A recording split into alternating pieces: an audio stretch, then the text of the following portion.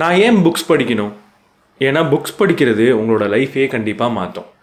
நீ தொடர்ந்து புக்ஸ் படிச்சுக்கிட்டே தானே இருக்கேன், உன் லைஃப் பெருசாக மாறி நான் பார்த்ததே இல்லையே அப்படின்னு கேட்டிங்கன்னா, நம்ம லைஃப் மாறுறதுன்றது வெளியில் நிறைய நிகழ்வுகள் மாறினா தான் அது லைஃபோட மாற்றம் அப்படின்னு கிடையாது. ஒரு உதாரணத்துக்கு, ஒரு இடத்துல 2 பேர் வேலை செஞ்சுக்கிட்டு இருக்காங்க. ஒருத்தவர், இது என்னடா இடம், இங்கே எனக்கு வேலை செய்யவே பிடிக்கல, எனக்கு லைஃபே ரொம்ப மோசமாக இருக்குது அப்படின்னு சொல்கிறாரு. ஆனால் இன்னொரு நபர் அதே இடத்துல வேலை செஞ்சாலும், எனக்கு லைஃப் ரொம்ப பிடிச்சிருக்கு, இந்த வேலை எனக்கு இருக்கிறதுக்கு நான் ரொம்ப கொடுத்து வச்சுருக்கணும், நான் ரொம்ப நன்றி உணர்வோடு இருக்கேன் அப்படின்னு சொல்கிறார். இப்போது முதல்ல இந்த இடமே எனக்கு பிடிக்கல, என் லைஃபே நல்லா இல்லை, இந்த வேலையே எனக்கு பிடிக்கலன்னு சொன்ன ஒரு நபர் 2 நாள் கழித்து எனக்கு இந்த இடம் ரொம்ப பிடிச்சிருக்கு, என் லைஃபே ரொம்ப நல்லா இருக்குது அப்படின்னு சொன்னார்னா, இங்கே அவரோட லைஃப்ன்றது கண்டிப்பாக மாறி இருக்குன்னு தான் அர்த்தம். ஸோ ஒரு லைஃப் மாறணும் அப்படின்னா வெளியில் இருக்கிற இடம் தான் மாறணுன்ற அவசியம் கிடையாது. அதை நம்ம எப்படி பார்க்குறோம் அப்படின்றது மாறினாலே நம்மளோட லைஃப் மாறினதாக தான் அர்த்தம். ஸோ நிறைய புத்தகங்கள் படிக்கிறப்ப இப்படி உங்களுக்கு நிறைய பெர்ஸ்பெக்டிவ் கிடைக்கும். உங்கள்கிட்ட இருக்கிற லைஃபையே எப்படி பெட்டராக பார்க்கலாம், எப்படி பெட்டராக யூட்டிலைஸ் பண்ணலாம் அப்படின்றத நீங்கள் கற்றுப்பீங்க. ஸோ அதனால் கண்டிப்பாக புக்ஸ் படிக்கிற எல்லாருக்குமே லைஃப்ன்றது மாறதான் செய்யும். ஸோ இது கொஞ்சம் ஃபிலாசபிக்கலாக இருக்குது. எனக்கு ரியலிஸ்டிக்காக எனக்கு லைஃப் மாறணும், ஃபிசிக்கல் வேர்ல்டில் எனக்கு ஒரு சேஞ்சஸ் தெரியணும் அப்படின்னு சொன்னிங்கன்னா, நம்ம நிறைய சினிமா பார்த்து லைஃப் மாறுறது அப்படின்னா, ஒரு குடிசையில் இருக்கிறவன் ஒரு பெரிய பங்களாக்கு போனால் அவனோட லைஃப் மாறிடுச்சு அப்படின்னு நினைக்கிறோம். உண்மையாக அது மட்டும்தான் லைஃப் சேஞ்சஸ் அப்படின்றது கிடையாது. நேற்று வரைக்கும் தரையில் படுத்து தூங்கிட்டு இருந்தவன் இப்போ ஒரு பெட்டை வாங்கினா அதுவுமே லைஃப் சேஞ்சஸ் தான். நேற்று வரைக்கும் ஒரு 1 BHKல ரெண்ட்டுக்கு இருந்தவன் ஒரு 2 BHKக்கு ரெண்ட்டுக்கு மாறினா கூட அதுவும் லைஃப் சேஞ்சஸ் தான். இதெல்லாம் பார்க்குறதுக்கு சின்னதாக இருந்தாலும் இந்த ஒரு சின்ன சேஞ்சை பண்ணுறதுக்கே நம்ம எவ்வளவு எஃபர்ட் போடணுன்றது அதை நம்ம அடையும் போது தான் தெரியும். இந்த சின்ன லைஃப் சேஞ்சஸே நமக்கு ஒரு பெரிய சந்தோஷத்தையும் ஒரு பெரிய சென்ஸ் ஆஃப் அச்சீவ்மெண்ட்டையும் கொடுக்க தான் செய்யும். ஸோ இந்த மாதிரி சின்ன சின்ன சேஞ்சஸ் நீங்கள் புக்ஸ் படிக்கிறப்ப கண்டிப்பாக உங்களுக்கு தொடர்ந்து வந்துக்கிட்டே தான் இருக்கும். இது ஓவர் தி பீரியட் அக்குமுலேட் ஆகி ஒரு பெரிய சேஞ்சஸாகவும் தெரியும். ஜஸ்ட் புக் படிக்கிறதுனால மட்டுமே இது வந்திருக்கும் அப்படின்னு சொல்ல முடியாது. ஆனால் புக்ஸ் படிக்கிறது ஒரு பெரிய பங்கு அதுக்கு வகிச்சிருக்கும். ஸோ இன்றைக்கி இந்த வீடியோவில் நான் என்ன சொல்ல போகிறேன் அப்படின்னா, நான் படித்ததுலேருந்து ரேண்டமாக சில புக்ஸ் எடுத்து இங்கே வச்சுருக்கேன். இந்த ஒவ்வொரு புக்கிலேருந்தும் நான் கற்றுக்கிட்ட ஒரு விஷயம் என்ன, இல்லை இந்த புக்லேருந்து எனக்கு ரொம்ப பிடிச்ச விஷயம் என்ன, இந்த புக்கை நீங்கள் படிக்கலாமா, இந்த புக் எப்படி இருக்கும், யார் படிக்கலாம், அண்ட் இந்த புக்கில் நான் எதிர்பார்க்காம சில விஷயங்கள் கற்றுக்கிட்டேன்னா அது என்ன அப்படின்றதெல்லாம் உங்கள் கூட ஷேர் பண்ணிக்க போகிறேன். So overall just some books உங்களுக்கு நான் ரெக்கமெண்ட் பண்ண போகிறேன். உங்களுக்கு அந்த புக்ஸ் பற்றி நான் சொல்கிறது பிடிச்சிருந்ததுன்னா கண்டிப்பாக அந்த புக்கை வாங்கி நீங்கள் படிக்க ஆரம்பிக்கலாம். அதுலேருந்து உங்களோட ரீடிங் ஜேர்னியை நீங்கள் ஸ்டார்ட் பண்ணலாம். நம்ம சேனலுக்கு நீங்கள் புதுசாக இருந்தீங்கன்னா நான் படிக்கிற புக்ஸோட சம்மரிஸ் அப்லோட் பண்ணுவேன். நான் படித்ததுலேயே எனக்கு பிடிச்ச விஷயத்தை உங்க கூட ஷேர் பண்ணிப்பேன். நான் படித்ததுலேயே நல்ல புக்ஸை உங்களுக்கு ரெக்கமெண்ட் பண்ணுவேன். அதெல்லாம் உங்களுக்கு பிடிக்கும் அப்படின்னா நம்ம சேனலுக்கு சப்ஸ்கிரைப் பண்ணிவிட்டு பெல் பட்டனை ப்ரெஸ் பண்ணிவிடுங்க.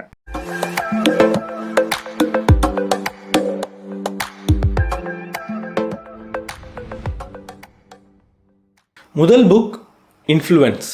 ஒரு மார்க்கெட்டிங் பற்றி சொல்லித்தர ஒரு புக். அண்ட் நீங்கள் ஒரு இன்ஃப்ளூயன்சிங் கற்றுக்கணும், நீங்கள் நினைக்கிற விஷயத்தை அடுத்தவங்களை செய்ய வைக்கிறது எப்படின்னு கற்றுக்கணும், அண்ட் நிறைய பீப்புளை நான் இன்ஃப்ளூயன்ஸ் பண்ணணும் அப்படின்னு நினச்சிங்கன்னா கண்டிப்பாக இந்த புக்கை வாங்கி படிக்கலாம். ரொம்ப நல்ல புக். ஸோ இந்த புக்கில் நான் படித்த ரொம்ப இன்ட்ரெஸ்டிங்கான ஒரு விஷயத்தை உங்க கூட ஷேர் பண்ணிக்க போகிறேன். அண்ட் இந்த புக்கோட சம்மரியில் நான் சொல்லாத ஒரு விஷயம், அப்போ நான் சொல்கிறேன் வேறு ஒரு வீடியோலன்னு சொன்ன ஒரு விஷயம். சோஷியல் ப்ரூஃப் பற்றி இந்த புக்கில் சொல்லியிருப்பாங்க. சோஷியல் ப்ரூஃப் அப்படின்னா, நிறைய பேர் ஒரு விஷயத்தை செய்கிறாங்க அப்படின்னா அதை பார்த்துட்டு ஓகே இது கண்டிப்பாக சேஃபானதாக இருக்கும், இது கண்டிப்பாக நல்ல விஷயமாக தான் இருக்கும், நம்மளும் செய்யலாம் அப்படின்னு நினைக்கிறது தான் சோஷியல் ப்ரூஃப். இப்போ எல்லாருமே ஒரு காலேஜில் ஒரே கோர்ஸ் எடுக்கிறாங்க, ஒரு மெக்கானிக்கல் இன்ஜினியரிங் எல்லாருமே எடுக்கிறாங்க அப்படின்னா நம்மளும் ஸ்கூல் முடித்தோன்னா ஓகே மெக்கானிக்கல் இன்ஜினியரிங் எடுத்துடலாம் அப்படின்னு ஒரு சேஃபாக யோசிக்கிறது தான் சோஷியல் ப்ரூஃப். இந்த சோஷியல் ப்ரூஃபை பற்றி 2 விஷயத்தோடு கனெக்ட் பண்ணியிருந்தாங்க. ஒன்று, நம்ம நிறைய ஆக்சிடெண்ட், நிறைய அந்த ஏரோப்ளைனில் ஆக்சிடெண்ட் நடக்கிறதுக்கும் சோஷியல் ப்ரூஃபுக்கும் ஒரு காரணம் இருக்குது அப்படின்னு சொல்லியிருந்தாங்க. 2வது, நம்ம அடிக்கடி சொல்லுவோம் சிட்டியில் இருக்கிறவங்களாம் ரொம்ப மோசமானவன், பக்கத்து வீட்டில் ஏதாவது நடந்தால் கூட போய் கேட்க மாட்டான், கிராமத்தில் இருக்கிறவங்களாம் ரொம்ப அன்பானவங்க, எல்லாரும் ஒரு விஷயம்னா உடனே ஓடி வந்துடுவாங்க இப்படின்ற டைலாக்கை நம்ம நிறைய இடத்துல சொல்லியிருப்போம். ஸோ இதுக்கும் சோஷியல் ப்ரூஃபுக்கும் ஒரு காரணம் இருக்குது அப்படின்னு சொல்லியிருந்தாங்க. ஸோ முதல் விஷயம், ஏரோப்ளைன் ஆக்சிடெண்ட் அதிகமாக நடக்கிறதுக்கு என்ன காரணம் அப்படின்னு சோஷியல் ப்ரூஃப் வச்சு சொல்லியிருந்தாங்க. இந்த ஆத்தர் ஒரு ஸ்டடி பண்ணுறாரு. அந்த ஸ்டடியில் என்ன சொல்கிறாங்க அப்படின்னா, எப்பெல்லாம், அதாவது அமெரிக்காவில் எப்பெல்லாம் ஒரு ஏர் ஆக்சிடெண்ட் நடக்குதோ அதுக்கு முன்னாடி நியூஸ் பேப்பரில் ஒரு சூசைட் பற்றின ஒரு ஆர்டிக்கல் வந்திருக்கு, ஒரு பெரிய சூசைட் பற்றின ஒரு ஆர்டிக்கல் வந்திருக்கு அப்படின்ற ஸ்டடியாக பண்ணுறாங்க. ஒவ்வொரு ஏர் ஆக்சிடென்ட்டுக்கு முன்னாடினாலும் இல்லை அட்லீஸ்ட் ஒரு 2 days பிஃபோர் வந்த பெரிய பெரிய நியூஸ் பேப்பர்ஸ் எல்லாம் எடுத்து பார்த்தா அதில் ரொம்ப பெரிய எழுத்தில் யாரோ ஒரு நபர் சூசைட் பண்ணிக்கிட்டாங்க அப்படின்றது போட்டிருக்கு. முக்கியமாக ஒரு பெரிய செலிபிரிட்டி சூசைட் பண்ணிக்கிட்டாங்க, இல்லை ரொம்ப ஒரு பெரிய ஆள், ஒரு ஃபேமஸான ஆள் சூசைட் பண்ணிட்டு இருக்காங்க அப்படின்றது போட்டிருக்கு. எப்பெல்லாம் நியூஸ் பேப்பரில் ஃப்ரண்ட் பேஜில் ரொம்ப பெருசாக கொட்ட எழுத்தில் யாரோ ஒரு நபர் சூசைட் பண்ணிட்டாங்கன்னு வருதோ, அதை பார்க்குற நிறைய நபர்கள் யாரெல்லாம் ஆல்ரெடி சூசைடல் தாட்ஸில் இருந்தாங்களோ அவங்களுக்குலாம் ஒரு சோஷியல் ப்ரூஃப் கிடைக்குது. ஓகே, ஆல்ரெடி ஒருத்தவங்க சூசைட் பண்ணி இறந்து போயிருக்காங்க, அப்போ லைஃப்பில் இது செய்யலாம் போல இருக்குது, இது கொஞ்சம் நம்மளோட பிரச்சனையெல்லாம் கண்டிப்பாக தீர்த்திடும் போல இருக்குன்னு அதை படிக்கிறாங்க. அதை படித்ததுக்கப்புறம் நிறைய பேர் சூசைட் பண்ணுறாங்க. இந்த நிறைய பேர் சூசைட் பண்ணுறதுல ஒரு சின்ன சாம்பிள் தான் ஏரோப்ளேனை ஓட்டிக்கிட்டு இருக்கிற பைலட்ஸ்லையும் சில பேருக்கு சூசைடல் தாட்ஸ் இருக்கும். அவங்களுக்கு சூசைட் பண்ணிக்கிறதுல ஒரு பெஸ்ட் வே என்னென்னா, அவங்க ஃப்ளைட்டில் பறந்துக்கிட்டு இருக்கிறப்போ அதை ஒரு ஆக்சிடென்ட் மாதிரி போர்ட்ரே பண்ணுறது தான். ஸோ நிறைய ஏர் ஆக்சிடென்ட் நடந்ததுக்கு ரீசன் ஆல்ரெடி நியூஸ் பேப்பரில் வந்த ஜஸ்ட் ஒரு சூசைடல் நியூஸ் அப்படின்றத சொல்லியிருந்தாங்க. ரொம்ப ஒரு ஆச்சரியமாக இருந்தது. ரெண்டாவது, ஒரு சோஷியல் ப்ரூஃப் பற்றி இன்னொரு எக்ஸ்பெரிமெண்ட் பண்ணியிருந்தாங்க. ஒரு நபரை அவருக்கு ஒரு ஹார்ட் அட்டாக் வந்த மாதிரி, ஒரு ஏதோ ரொம்ப மயக்கம் வரா மாதிரி ஒரு நடிக்க சொல்கிறாங்க. எந்த மாதிரி இடம்னா, சில இடங்களில் தனியாக ஒரு நபர் மட்டும் இருக்கிறாரு, அந்த ஏரியாவில் வேறு யாருமே இல்லை. அந்த நபருக்கு நேராக போய் மயங்கி விழ சொல்கிறாங்க. இன்னொரு இடத்துல என்ன பண்ணுறாங்கன்னா, கூட்டம் கூட்டமாக நிறைய பேர் நிற்கிறாங்க. அந்த இடத்துல போய் ஒரு நபரை மயங்கி கீழே விழ சொல்கிறார். ஹார்ட்டில் கையை வச்சுட்டு ஒரு ஹார்ட் அட்டாக் வர மாதிரி நடிக்க சொல்கிறாங்க. எந்த இடத்துல அந்த மயங்கி விழுந்த நபருக்கு அதிகமாக உதவி கிடைக்குது அப்படின்றத செக் பண்ணி பார்க்குறாங்க. எங்கெல்லாம் உதவி கிடைச்சிதுன்னா, ரொம்ப ஆச்சரியமாக எங்கெல்லாம் மனிதர்கள் தனியாக நின்னாங்களோ அங்கே மட்டும்தான் உதவி நிறைய கிடச்சிதான். எங்கே கூட்டம் கூட்டமாக நின்னாங்களோ அங்கே அவங்க மனிதர்கள் எல்லாரும் என்ன யோசிக்கிறாங்கன்னா, நம்ம ஏன் போகணும், பக்கத்தில் இருக்கிறவங்க போவான் அப்படின்னு யோசிக்கிறாங்க.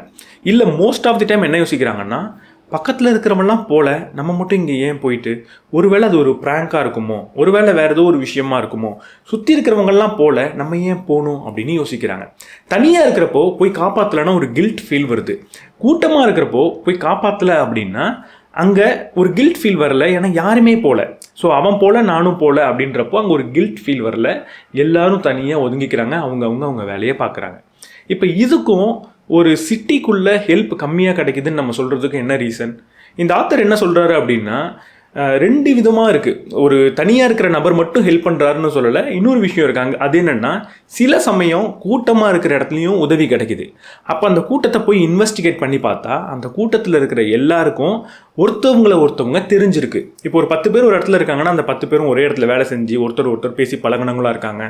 இல்லை, அந்த 10 பேரும் ஒரே குடும்பத்தை சேர்ந்தவங்களாக இருக்காங்க. ஒரு கூட்டமாக இருக்கும், அந்த கூட்டத்தில் ஒருத்தவங்க தெரியல. அப்போ ஒரு நபர் மயங்கி விழுறாருன்னா இன்னொரு நபர் போய் அதை காப்பாற்றுறப்போ நம்மளாம் அசியூம் பண்ணிக்கிறோம், இவர் ஏன் போல, மேபி வேறு ரீசன் இருக்குமோ, இவர் போகலை, நம்மளும் போக தேவையில்லை அப்படின்னு நம்ம யோசிக்கிறோம். ஆனால் ஒருத்தர் மயங்கி விழுறப்போ அந்த கூட்டத்தில் இருக்கிற எல்லாருமே ஒருத்தவங்க பேசக்கூடியவங்களாக இருந்தாங்க அப்படின்னா, என்னப்பா ஒருத்தவங்க மயங்கி விழுந்துட்டா நீ ஏன் போய் காப்பாற்றலை அப்படின்னு கேட்குறாங்க. அதுக்கு அவர், எனக்கு கொஞ்சம் பயமாக இருக்குப்பா பக்கத்தில் போக அப்படின்னு சொல்கிறாரு. அதெல்லாம் பயப்பட வேணாம்னு சொல்லி பேசி அந்த இடத்துல போய் காப்பாற்றுறாங்க. ஆனால் ஒருத்தவங்க பேசிக்காத நபராக இருக்கிறப்போ இவங்களே அசியூம் பண்ணிக்கிறாங்க, இன்னொரு நம்பர் போய் காப்பாற்றுறதுக்கு ஏதோ ஒரு ரீசன் இருக்கும், நம்மளும் போக வேண்டாம், நம்மளும் போகலனாலும் கில்ட்டு கிடையாது, ஏன்னா அவர் போகல அப்படின்னு அசியூம் பண்ணிட்டு போய் காப்பாற்றுறது கிடையாது. ஸோ இதுதான் ஒரு வில்லேஜுக்கும் சிட்டிக்கும் இருக்கிற ஒரு பெரிய வித்தியாசமாக இருக்குது. சிட்டியில் எப்போவுமே ஒரு கூட்டமாக மக்கள் இருக்காங்க. கூட்டமாக இருக்கிறப்போ ஒரு தனிநபருக்கு உதவி கிடைக்கிறதுக்கான வாய்ப்புன்றது கம்மி. ஏன்னா இன்னொருத்தவனும் உதவி பண்ணல, நம்ம ஏன் பண்ணணும் அப்படின்னு அங்கே யோசிக்கிறாங்க. வில்லேஜில் மோஸ்ட்லி கூட்டமாக மனிதர்கள் இருக்கிறது இல்லை, ஏன்னா பாப்புலேஷன்றது கம்மி. அப்படி மீறி கூட்டமாக இருந்தாலும் ஒருத்தவங்க அதிகமாக பேசிக்கக்கூடிய நபர்களாக இருக்காங்க, அதனால் அங்கே உதவின்றது கிடைக்கிது. ஸோ சிட்டியில் இருக்கிற மனிதர்கள் கெட்டவங்க கிடையாது, சிட்டியில் இருக்கிற சைக்காலஜி இப்படி தான். அடுத்த book the millionaire next door. Money management பற்றின ஒரு புக், ஃப்ரூகாலிட்டியை பற்றி சொல்லித்தர ஒரு புக். நம்ம ஏன் ஃப்ரூகலாக இருக்கணும், ஏன் சிக்கனமான ஒரு லைஃப்பை வாழணுன்றதை சொல்லித்தர ஒரு புக் கொஞ்சம் பெருசு, அங்கங்கே கொஞ்சம் போர் அடிக்கும், பட் படிச்சிங்கன்னா ரொம்ப ஒர்த்தான ஒரு புக், கண்டிப்பாக நீங்கள் வாங்கி படிக்கலாம். இந்த புக்லேயும் ஒரு இன்ட்ரெஸ்டிங்கான விஷயத்தை நான் படித்தேன். இந்த புக் மணி மேனேஜ்மெண்ட் பற்றி அப்படின்னு நம்ம நினச்சிக்கிட்டு இருக்கப்போ இதுலேயும் ஒரு சுவாரஸ்யமான விஷயம், குழந்தைகளை எப்படி வளர்க்கணும் அப்படின்றத பற்றியும் வந்தது. ஸோ ஒரு நிறைய பிஸ்னஸ்மேன்ஸை இந்த ஆத்தர்ஸ் அனலைஸ் பண்ணுறாங்க. இந்த புக்கே ஒரு பெரிய சர்வே தான், நிறைய விதமான பீப்புளை தொடர்ந்து சர்வே பண்ணி எப்படி அவங்க பணக்காரன் ஆனாங்க அப்படின்றத பற்றி சொல்கிற ஒரு புக் தான். ஸோ நிறைய பிஸ்னஸ் பீப்புளை அவங்க அனலைஸ் பண்ணுறாங்க. எந்த மாதிரியான பிஸ்னஸ்லாம் சக்ஸஸ்ஃபுல்லாக வருது, எந்த மாதிரியான பிஸ்னஸ்லாம் பெருசாக சக்ஸஸ்ஃபுல்லாக வரதில்லை, உடனே தோற்றுடுது அப்படின்றத செக் பண்ணி பார்க்குறாங்க. இந்த பிஸ்னஸ் சக்ஸஸ்ஃபுல்லாக வரத்துக்கு ஒரு முக்கியமான ஃபேக்டர் ஒன்று இருக்குது, ரொம்ப ஆச்சரியம் தரக்கூடிய ஒரு ஃபேக்டர் ஒன்று இருக்குது. அது என்னென்னா, யாரெல்லாம் ஒரு பிஸ்னஸை ஸ்டார்ட் பண்ணுறப்போ அப்பா அம்மாக்கிட்டேருந்து பெருசாக உதவி வாங்காமல், கையில் பெருசாக காசு இல்லாமல் ஒரு கடனை வாங்கி ஒரு சின்ன இடத்துல அந்த பிஸ்னஸ் ஆரம்பிக்கிறாங்களோ அவங்கெல்லாம் அந்த பிஸ்னஸை ரொம்ப சக்ஸஸ்ஃபுல்லாக மாற்றுறாங்க. யாரெல்லாம் ஆல்ரெடி அப்பா அம்மா நல்லா இன்வெஸ்ட் பண்ணி சொந்தமாக ஒரு இடம் வாங்கி ஒரு பெரிய சைஸில் பிஸ்னஸை ஸ்டார்ட் பண்ணுறாங்களோ அவங்கெல்லாம் அந்த பிஸ்னஸில் அதிகமாக தோற்று போகிறாங்க. நம்ம யூஸ்வலாக என்ன நினைப்போம்னா, ஆல்ரெடி நமக்கு கடன்லாம் இல்லை, நம்ம அப்பா அம்மா நிறைய காசு கொடுத்துட்டாங்க, ஒரு பெரிய இடமும் கொடுத்துட்டாங்க, அங்கே நான் பிஸ்னஸை ஸ்டார்ட் பண்ண போகிறேன்னா கண்டிப்பாக நான் சக்ஸஸ்ஃபுல்லாக வந்துடுவேன் அப்படின்னு நினைப்போம். ஆனால் உண்மை என்னென்னா, யாரெல்லாம் கஷ்டப்பட்டு பிஸ்னஸை ஸ்டார்ட் பண்ணுறாங்களோ அவங்க தான் சக்ஸஸ்ஃபுல்லாக வராங்களாம். நம்மளே நிறைய பேரை பார்த்துருப்போம், ரொம்ப கஷ்டப்பட்டு ஒரு பிஸ்னஸை பண்ணிட்டு வருவார். அவர் அடிக்கடி சொல்கிற ஒரு குறை என்னென்னா, எங்கள் அப்பா மட்டும் எனக்கு ஒழுங்காக உதவி பண்ணியிருந்தா, எங்கள் அப்பா மட்டும் ஒழுங்காக இருந்திருந்தா, எங்கள் அப்பா அம்மா மட்டும் எனக்கு நிறைய ஹெல்ப் பண்ணியிருந்தா அப்படின்னு அவங்க அப்பா அம்மாவை ரொம்ப கம்ப்ளைண்ட் பண்ணுவார். இந்த உதவிலாம் கிடச்சிருந்தா நான் இப்போ கடன் வாங்கி பிஸ்னஸ் வச்சுருக்க மாட்டேன், அட்லீஸ்ட் நானாக ஒரு பிஸ்னஸ் ஆரம்பித்து இந்நேரம் ரொம்ப பெரிய ஆளாக இருப்பேன் அப்படின்னு சொல்கிறத நம்ம கேட்டிருப்போம். ஆனால் உண்மை என்னென்னா, நீங்கள் ஒரு சக்ஸஸ்ஃபுல்லான பிஸ்னஸ் பீப்புளாக வரத்துக்கு உங்கள் அப்பா அம்மா உங்களுக்கு உதவாமல் இருக்கிறது தான் நல்ல விஷயம். எப்போ நம்ம அப்பா அம்மாவால் ஒரு நம்மளோட பிஸ்னஸை ஸ்டார்ட் பண்ணுறப்ப நமக்கு உதவ முடியுதோ அப்போ நம்ம அப்பா அம்மா கொஞ்சம் வசதியான ஒரு நபர் அப்படின்னு அர்த்தம். எப்போ அவங்க வசதியாக இருக்காங்களோ அப்போ சின்ன வயசுலேருந்து நம்மளையும் கொஞ்சம் வசதியாக தான் வளர்த்துருப்பாங்க. எப்போ நம்ம வசதியாகவே வளர்ந்துருக்கோமோ அப்போ ஒரு கஷ்டத்தை கையாளுறதுக்கான திறன்றது கம்மியாக இருக்கும் ப்ராபப்ளி. ஏன்னா நம்ம சின்ன வயசுலேருந்தே வசதியாக இருந்துட்டோம், எதுவும் பெருசாக கஷ்டப்பட்டதில்லை. இப்போ ஒரு பிஸ்னஸ்குள்ளே போகிறப்போ நான் ஒரு 16 மணி நேரம் ஒரு நாளைக்கு வேலை செய்யணும், ஒரு வேளை தான் சாப்பிட்ணும், என்னோடய பணத்தை நான் ரொம்ப மேனேஜ் பண்ணணும், அதிகமாக செலவழிக்கக்கூடாது, பார்த்து செலவழிக்கணுன்ற இந்த மாதிரியான கஷ்டமான விஷயத்தை செய்கிறதுக்கு நம்ம கொஞ்சம் கஷ்டப்படுறோம். ஆனால் எங்கெல்லாம் அப்பா அம்மா அவ்வளோ வசதி இல்லையோ சின்ன வயசுலேருந்தே நம்ம அப்படி தான் கஷ்டப்பட்டுருப்போம். ஸோ ஒரு பிஸ்னஸ்குள்ளே வரப்போ அதே கஷ்டத்தை ஈஸியாக நம்மளால் கையாள முடியுது, பணத்தை ஈஸியாக மேனேஜ் பண்ண முடியுது, தேவையில்லாத செலவு பண்ணுறது கிடையாது. ஸோ சக்ஸஸ்ஃபுல்லாக வரும். ஸோ இங்கே நான் உடனே உங்கள் அப்பா அம்மா வந்து வசதியாக இருந்தாங்கன்னா நீங்கள் தோற்றுருவீங்க அப்படின்னு சொல்ல வரல. இதை நீங்கள் கொஞ்சம் பாசிட்டிவ் டோனில் மட்டும்தான் எடுத்துக்கணும். ஒருவேளை உங்கள் அப்பா அம்மாவால் உங்களுக்கு உதவ முடியல அப்படின்னா நீங்கள் ஜெயிக்கிறதுக்கான ப்ராபபிலிட்டி அதிகம், கொஞ்சம் கஷ்டங்களை தாண்டியும் உழைக்கிறதுக்கான ப்ராபபிலிட்டி அதிகம். ஸோ அதை நீங்கள் பாசிட்டிவாக எடுத்துக்கலாம். வசதியாக இருந்தால் உங்களுக்கு உதவி கிடைக்குதே அப்படின்ற பாசிட்டிவான விஷயத்தை மட்டும் நீங்கள் எடுத்துகிட்டு ஹார்ட் ஒர்க் பண்ண ஆரம்பிக்கலாம். அடுத்த புக் ஃபிஷ். ரொம்ப சின்ன ஒரு புக், ஒரு சின்ன கதையை சொல்கிற ஒரு புக். நமக்கு பிடிக்காத ஒரு வேலையை எப்படி பிடிச்ச மாதிரி மாற்றிக்கிறது அப்படின்னு சொல்கிற ஒரு புக். நீங்கள் இது வரைக்கும் புக்ஸ் படித்ததில்லை, ஏதோ ஒரு ஒர்க்கில் இருக்கீங்க, உங்களுக்கு அந்த வேலையை பிடிக்கல அப்படின்னா இந்த புக்கை வாங்கி நீங்கள் ட்ரை பண்ணலாம். ஒரு சிம்பிளான ஸ்டோரி, சிம்பிளான சில ஐடியாஸ் சொல்லுவாங்க, அந்த வேலையை எப்படி நமக்கு பிடிச்ச மாதிரி மாற்றிக்கிறதுன்ட்டு. இந்த புக்கில் எனக்கு பிடிச்ச ஒரு விஷயம் இருக்குது. அது என்னென்னா, நம்மளால் நிறைய பேரால் நமக்கு பிடிச்ச வேலையை கண்டுபிடிக்க முடியாது. எந்த வேலையை நம்ம செய்யணுன்றதை தேர்ந்தெடுக்கிறதுக்கான சக்தி நம்மள்கிட்ட கிடையாது. ஆனால் நமக்கு கிடைச்ச வேலையை நம்ம எப்படி செய்யணும், அதை எப்படி நம்ம பார்க்கணுன்றதுக்கான சக்தி நம்மள்கிட்ட எப்போவுமே இருக்குது. ஸோ பிடிச்ச வேலை கிடைக்கல அப்படின்னா அந்த கிடைச்ச வேலையை நமக்கு பிடிச்ச மாதிரி நம்மளால் செய்ய முடியும். ஸோ அதுக்கு 2 டிப்ஸை நான் சொல்கிறேன். முதல்ல நீங்கள் எந்த ஒரு வேலையை உங்களுக்கு கிடைச்சாலும் அந்த வேலையை ஒரு விளையாட்டாக மாற்ற சொல்லி இந்த ஆத்தர் சொல்கிறாங்க. அந்த வேலையை முடித்ததுக்கப்புறம் உங்களுக்கு நீங்கள் சின்ன ரிவார்டு கொடுத்துக்கலாம், இல்லை அந்த வேலையில் நீங்களே உங்களுக்கு ஒரு சின்ன சின்ன டார்கெட்ஸை கொடுத்து அதை ஒரு விளையாட்டாக எடுத்துகிட்டு போய் நீங்கள் முடிக்கலாம். முடித்ததுக்கப்புறம் உங்களுக்கு ஒரு சின்ன ரிவார்ட்ஸ் கொடுத்துக்கலாம். ரெண்டாவது, உங்களோட வேலையில் கண்டிப்பாக யாரோ ஒரு நபர் பெனிஃபிட் ஆக போகிறாங்க. ஸோ வேலையை விளையாட்டாக பார்க்குறது ஒரு விஷயம்னா, இன்னொரு விஷயம் வேலையை நீங்கள் ஒரு சர்வீஸாக பார்க்கலாம். உங்களால் பெனிஃபிட் ஆகக்கூடிய அந்த ஒரு நபருக்கு நீங்கள் ஒரு உதவி பண்ணுறீங்க, ஒரு சர்வீஸ் பண்ணுறீங்க, உங்களால் அவருடைய ஒரு நாள் நல்ல நாளாக மாறுது, அவருடைய வாழ்க்கையில் ஒரு சின்ன பெனிஃபிட் வருது அப்படின்னு நீங்கள் உங்கள் வேலையை பார்த்தீங்க அப்படின்னா அப்போவும் உங்கள் வேலையை உங்களுக்கு கொஞ்சமாக பிடிக்க ஆரம்பிக்கும். இதுக்கடுத்து ஒரு வேலையை உங்களுக்கு ரொம்ப பிடிக்கணும் அப்படின்னா அந்த வேலையில் ரொம்ப ஆழமாக போய் அந்த வேலையை நீங்கள் கற்றுக்கணும். எப்போ ஒரு வேலையை ரொம்ப ஆழமாக போய் கற்றுக்குறீங்களோ அதோட பேஸில் நிறைய இன்ட்ரெஸ்டிங்கான விஷயம்ன்றது இருக்க தான் செய்யும். ஸோ டீப்பாக ஒரு வேலையை கற்றுக்கிறப்போ அந்த வேலையில் நிறைய இன்ட்ரெஸ்டிங்கான புது விஷயத்தை தெரிஞ்சுப்பீங்க. அந்த வேலையை நீங்கள் நல்லா செய்வீங்க. நல்லா செஞ்சால் நிறைய பேர் பாராட்டுவாங்க. நிறைய பேர் பாராட்டினா உங்களுக்கு அந்த வேலையை பிடிக்கும்.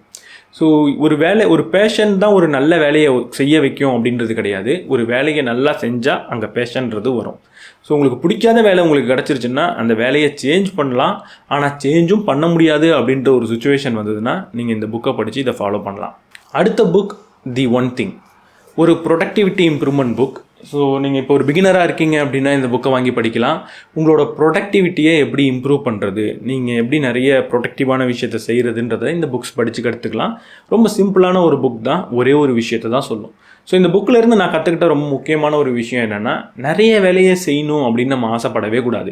ஒரே நேரத்தில் நான் நிறைய வேலையை செய்ய போகிறேன், இல்லை இன்றைக்கி நான் நிறைய விஷயத்தை செஞ்சு முடிக்க போகிறேன் இப்படின்னு நம்ம பிளான் பண்ணக்கூடாது. ஈவன் நம்ம ஒரு ரெசல்யூஷன் எடுக்கிறோம், நியூ இயருக்கு இல்லை ஏதோ ஒரு ரெசல்யூஷன் எடுக்கிறோன்னா, எடுத்த உடனே ஒரு 10-15 விஷயத்தை செய்யணும் அப்படின்னு நினைக்கக்கூடாது. இன்னிலேருந்து நான் காலைல சீக்கிரம் எந்திரிப்பேன், ஒர்க் அவுட்ஸ் பண்ணுவேன், புக்ஸ் படிப்பேன், டிவி பார்க்க மாட்டேன், இப்படி எக்கச்சக்க பிளானை எக்கச்சக்க ஒரு ஹேபிட்டை நான் ஒரே டைமில் டெவலப் பண்ணணும்னு நினச்சாலும் ரொம்ப கஷ்டம். ஸோ எப்போவுமே ஒரே ஒரு விஷயத்தில் ஃபோக்கஸ் பண்ணுறது நமக்கு ரொம்ப ரொம்ப நல்லது. ஸோ இன்றைக்கி நான் என்ன செய்ய போகிறேன், நான் செய்கிறதுலேயே ரொம்ப ரொம்ப முக்கியமான ஒரு விஷயம் என்ன அப்படின்னு தேர்ந்தெடுத்து அந்த ஒரு விஷயத்தில் நான் ரொம்ப ஃபோக்கஸ் பண்ணேன் அப்படின்னா கண்டிப்பாக அதை நான் ரொம்ப சிறப்பாக செய்வேன். ஸோ அட்லீஸ்ட் ஒரு விஷயம் இல்லை அப்படின்னாலும் ரொம்ப ரொம்ப எவ்வளவு கம்மியான விஷயத்தை நம்மளால் செய்ய முடியுமோ அவ்வளவு கம்மியான விஷயத்தை நம்ம செய்யணும்.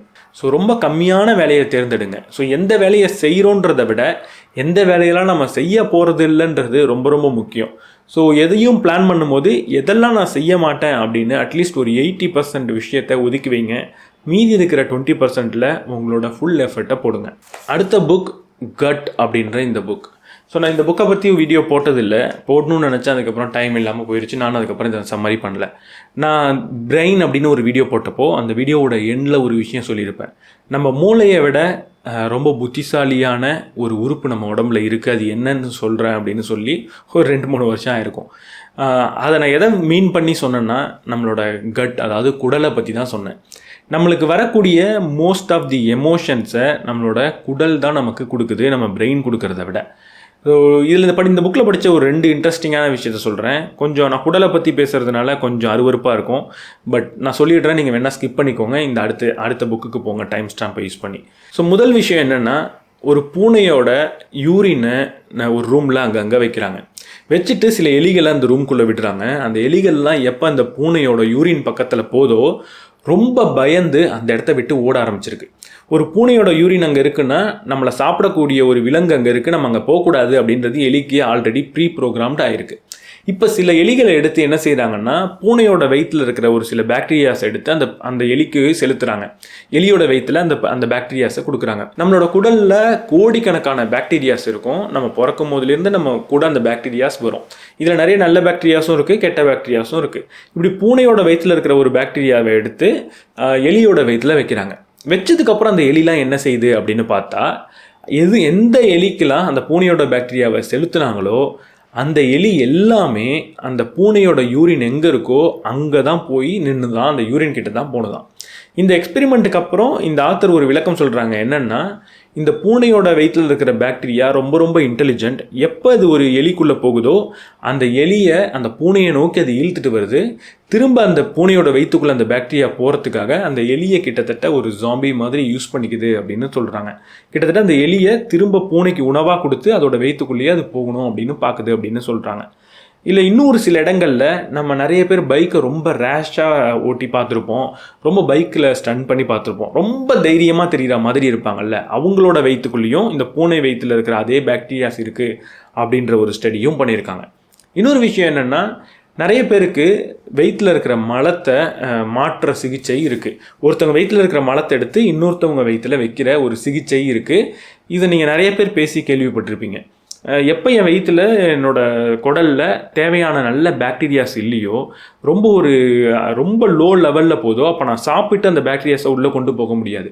அப்போ ஒரே வழி என்ன அப்படின்னா, இன்னொருத்தவர் ஒரு ஹெல்த்தியான நபரில் வயிற்றில் இருக்கிற மலத்தை எடுத்து என் வயிற்றில் வைக்கிறது தான் ஒரே வழி. அதுக்கு நிறைய அறுவை சிகிச்சை இப்போ இருக்குது. இப்படி ஒருத்தவங்களோட மலத்தை எடுத்து இன்னொருத்தவங்களோட வயிற்றில் வைக்கிறப்போ ஒரு பெரிய சேஞ்சை பார்த்தாங்க. அது என்னென்னா, யாரோட மலத்தை எடுத்து இன்னொரு நபருக்கு வச்சாங்களோ அந்த இன்னொரு நபர் முதல்ல இருந்த நபர் மாதிரியே பிஹேவ் பண்ணாராம். அது பிஹேவ் பண்ணுறது மட்டும் இல்லாமல் பாடியே இவரை மாதிரி மாற ஆரம்பிச்சுதான். ஒரு உதாரணத்துக்கு, ஒரு டோனர் அந்த மலத்தை கொடுத்தவர் ரொம்ப குண்டாக இருக்கார் அப்படின்னா, அந்த மலத்தை பெற்றவர் இவ்வளோ நாள் ரொம்ப ஒல்லியாக இருக்கார், எவ்வளவு சாப்பிட்டாலுமே உனக்கு வெயிட்டு போடாதுடா அப்படின்ற மாதிரி ஒரு நபராக இருக்காருன்னா, இந்த மலத்தை மாற்றினதுக்கப்புறம் இவருக்கும் சடன்னு வெயிட் போட்டு ரொம்ப குண்டாகிறார்.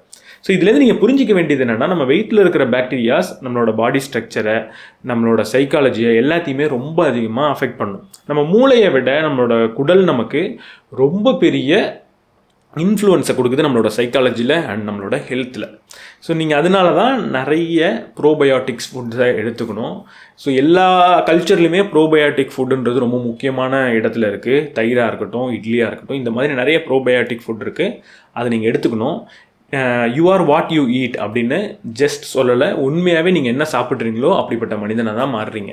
ஸோ ஒரு இன்ட்ரெஸ்டிங்கான ஒரு புக்கு கட் பற்றி. ஸோ வாயிலிருந்து நம்மளோட ஆசன வாய் வரைக்கும் எப்படி ஒர்க் ஆகுது, பாக்டீரியாஸ் அங்கே எங்கெங்கெல்லாம் இருக்குது, நம்மளோட இம்யூனிட்டி எப்படி உருவாக்குது, நம்மளோட சைக்காலஜி எப்படி உருவாக்குதுன்னு ரொம்ப ரொம்ப இன்ட்ரெஸ்டிங்காக இருக்கும். ஆனால் கொஞ்சம் அருவருப்பாக இருக்கும். நீங்கள் இதை சயின்ஸாக பார்த்து அந்த அருவருப்பு உங்களுக்கு பெருசாக வரல அப்படின்னா கண்டிப்பாக இந்த புக் உங்களுக்கு ரொம்ப பிடிக்கும். அடுத்தது தி பிரெயின் அப்படின்ற இந்த புக். இந்த புக் பேர் சொல்கிற மாதிரியே நம்மளோட பிரெயின் எப்படி ஒர்க் ஆகுதுன்றதை ரொம்ப ரொம்ப இன்ட்ரெஸ்டிங்காக சொல்லியிருப்பாங்க. ஒரு நேஷ்னல் ஜியோகிராஃபியில், ஒரு டிஸ்கவரி சேனலில் அந்த டைம்லலாம் நிறைய டாக்குமெண்ட்ரிஸ் வரும். ரொம்ப இன்ட்ரெஸ்டிங்காக இருக்கும். அந்த டாக்குமெண்ட்ரியை ஒரு புக்காக கொடுத்தா இப்படி தான் இருக்கும். ரொம்ப ரொம்ப சூப்பரான ஒரு புக். கண்டிப்பாக நீங்கள் வாங்கி படிக்கலாம் உங்களுக்கு பிரெயின் பற்றி பிடிக்கும்னா. இந்த புக்கில் நான் படித்த ஒரு விஷயம் இருக்குது. ஸோ பிரெயினை பற்றி சொல்லாமல் ஆனால் எனக்கு பிடிச்ச ஒரு விஷயத்தை நான் சொல்கிறேன். அது என்னென்னா குரூப்பிங் அண்ட் அன்குரூப்பிங் அப்படின்ற ஒரு ப்ராசஸ் பற்றி நான் எல்லா வீடியோலையும் கிட்டத்தட்ட நிறைய வீடியோஸில் சொல்லியிருப்பேன். என்னென்னா இந்த ஆத்தர் ஒரு எக்ஸ்பெரிமெண்ட் பண்ணுறாரு. நிறைய ஃபோட்டோஸ் எடுத்துக்கிறாரு. ஒவ்வொரு ஃபோட்டோலையும் ஒரு சில எமோஷன்ஸ் இருக்கும். இப்போ அந்த ஒரு நிறைய நபர்களை கூப்பிடுறாரு. அந்த ஃபோட்டோஸ் எல்லாம் அவங்கள்ட்ட காட்டுறாரு. இந்த ஃபோட்டோவில் என்ன எமோஷன் இருக்குது அப்படின்னு அந்த நபர்கள்ட்ட கேட்குறாரு. இப்போ இவர் கூப்பிட்ட நபர்கள்லாம் எப்படிப்பட்டவங்க அப்படின்னு பார்த்தா, சிலர் ஒவ்வொருத்தவங்களும் ஒவ்வொரு கம்யூனிட்டிலேருந்து வந்திருக்காங்க, ஒவ்வொரு இடத்துலேருந்து வந்திருக்காங்க, ஒவ்வொரு ரேஸ்லேருந்து வந்திருக்காங்க. ஒருத்தவங்க அமெரிக்காவை சேர்ந்தவங்களாக இருப்பாங்க, ஒருத்தவர் கருப்பராக இருப்பார், ஒருத்தவர் இந்தியனாக இருப்பார், இந்தியாவிலே வெவ்வேறு மதத்தை சேர்ந்த ஒவ்வொரு நபராக இருப்பார். இப்படி வெவ்வேறு கம்யூனிட்டியை சேர்ந்த நிறைய நபர்களை கூட்டிகிட்டு வந்திருக்காங்க. அந்த ஒவ்வொரு நபருக்கு முன்னாடியும் இந்த ஃபோட்டோஸ்லாம் காட்டுறாங்க. இந்த ஃபோட்டோவில் என்ன எமோஷன் இருக்குது அப்படின்னு சொல்கிறாங்க. இதுக்கு பேக்கில் ஒரு வேலை பார்த்துருக்காங்க. அது என்னென்னா, இந்த ஒவ்வொரு ஃபோட்டோவும் ஏதோ ஒரு கம்யூனிட்டியை குறிக்கிறதா இருக்கும். ஏதோ ஒரு வகையில் ஒரு கம்யூனிட்டியை சார்ந்த நபருடைய எக்ஸ்பிரஷனாக தான் அது இருக்கும். ஒரு நபர் ஒரு எக்ஸ்பிரஷன் கொடுப்பாரு, ஆனால் அந்த நபர் எந்த கம்யூனிட்டின்றது அந்த ஃபோட்டோவை பார்த்தா நமக்கு தெரியும். இப்போ அந்த ஃபோட்டோஸ் எல்லாம் காட்டி எல்லார்கிட்டையும் கேட்குறாங்க, இந்த நபர் சிரிக்கிறாரா அழறாரா, இந்த நபர் என்ன எமோஷன்ஸை கொடுக்குறாரு அப்படின்னு கேட்குறாங்க. இப்போ இதை பார்த்தவங்க எல்லாரும் இதுக்கு எப்படி ஆன்சர் பண்ணுறாங்கன்றது ஒரு பெரிய அதிர்ச்சியை நமக்கு கொடுக்குது. எல்லாருமே என்ன சொல்கிறாங்கன்னா, யாரெல்லாம் அவங்க கம்யூனிட்டியை சேர்ந்த ஃபோட்டோவை பார்க்குறாங்களோ அவங்களோட எமோஷன்ஸை ரொம்ப ரொம்ப கரெக்டாக சொல்கிறாங்க.